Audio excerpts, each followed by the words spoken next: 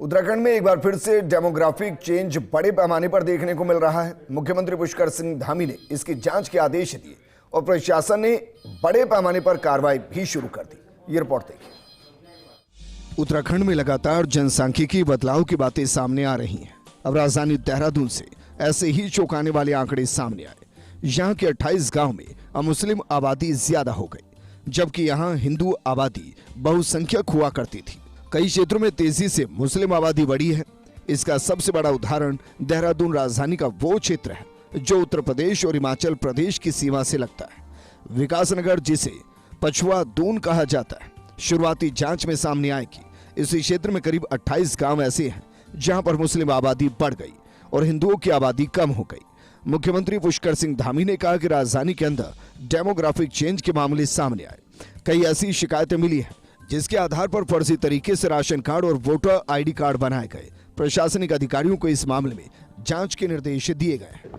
राज्य की डेमोग्राफी है, राज्य के सांस्कृतिक मूल्य हैं, ये किसी भी कीमत पर खराब नहीं होना चाहिए। यहाँ का मूल अस्तित्व बचा रहना चाहिए। उसके लिए डेमोग्राफी को लेकर सभी जिलाधिकारियों को पहले ही निर्देश दिए जा चुके हैं कि इसमें जिन लोगों के भी कालखंड में इस प्रकार की गतिविधियां बढ़ी हैं, पहले के समय में काफ़ी डेमोग्राफी का यहाँ पर अंतर हुआ है।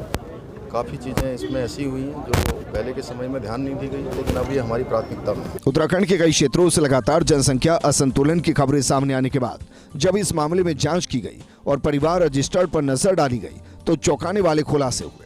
फैमिली रजिस्टर में की गई गड़बड़ी की जांच में पाया गया कि मुस्लिम ग्राम प्रधानों ने अपनी कुर्सी को कायम रखने के लिए ग्राम सभा के अधिकारियों की मिलीभगत से अपने रिश्तेदारों के नाम वहां के परिवार रजिस्टर में एक षड्यंत्र के तहत दर्ज करवा लिए थे। यानी फैमिली रजिस्टर में शादी होने के बाद अभी भी परिवार वालों के नाम दर्ज है, जबकि उत्तराखंड से बाहर लड़की की शादी होने के बाद उसका नाम परिवार रजिस्टर से काटा जाना चाहिए। लेकिन उन लड़कियों के नाम नहीं काटे गए, बल्कि दामाद और उनके बच्चों के नाम भी रजिस्टर में दर्ज करवा दिए गए। मुख्यमंत्री पुष्कर सिंह धामी के विशेष सचिव डॉक्टर पराग मधुकर दकाते का कहना है कि कई जगह से इस तरह की शिकायतें मिली हैं। प्रशासनिक अधिकारियों को इसकी जांच करने के निर्देश दिए गए। प्रदेश के सभी हिस्सों में देखा गया है कि किन इलाकों में डेमोग्राफिक चेंज हुआ।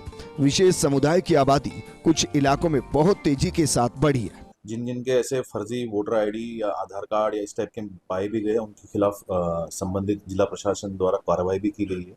देहरादून के पछुआ दून में भी ऐसी सूचना आई थी, जहां पे एक डेमोग्राफिक चेंज का एक अलग उदाहरण आया है, जिसमें जो जनसंख्यिकीय जो बदलाव है वो काफी सोचनीय और चिंतनीय है। डेमोग्राफिक चेंज की खबरों के बीच बीजेपी और कांग्रेस आमने सामने आ चुकी है। बीजेपी का आरोप है कि कांग्रेस के शासन में ये डेमोग्राफी बदली है और कांग्रेस ने इसका इस्तेमाल वोट बैंक के रूप में किया, जबकि कांग्रेस बीजेपी पर वोट चोरी का आरोप लगा रही है। निश्चित रूप से पिछले कुछ वर्षों में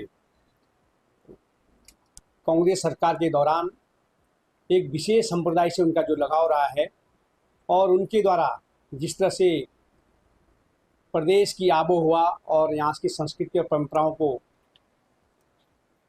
दूषित करने का प्रयास किया गया, उसके लिए एक षड्यंत्र रचा गया।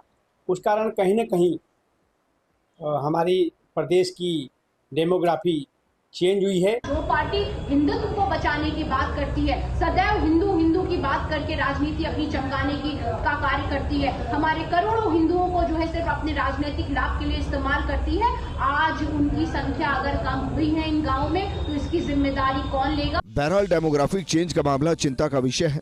हालांकि संपूर्ण जांच के बाद ही स्पष्ट हो पाएगा कि किसने षड्यंत्र किया और इसमें कौन कौन भागीदार है। Vinod Kumar, first India news, Dehradun.